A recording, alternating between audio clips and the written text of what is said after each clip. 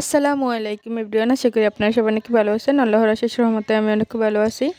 তো আজকে একটি ভিডিও নিয়ে আসলাম। আমি সকালে ফুলকপি মূলা দিয়ে বাটা মাছ দিয়ে রান্না করব, সেটারই ভিডিও।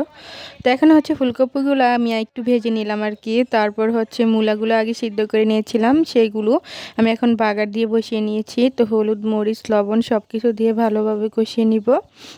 তো দেখতে থাকুন আজকে কি হয় না হয়, কিভাবে রান্না করি। এই তো এখানে হলুদ দিয়ে দিলাম, তারপর একটু মরিচের গুঁড়া দিয়ে দিব, একটু লবণ দিয়ে দিব, দিয়ে ভালোভাবে কষিয়ে তারপর একটু কষানো হয়ে গেলে ঝোল দিয়ে নিব।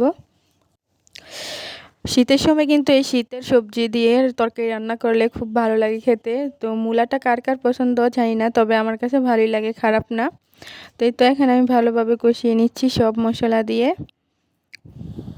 তরকারিটা যত বেশি কষানো হবে খেতে কিন্তু ততই ভালো লাগবে। কেউ কেউ আছে অল্প একটু কষিয়ে তারপর ঝোল দিয়ে দেয়, এই তরকারিটা খেতে একটু পানসা লাগে। তো এই তো এখানে আমার রান্নার ফাইনাল লুক দেখেন।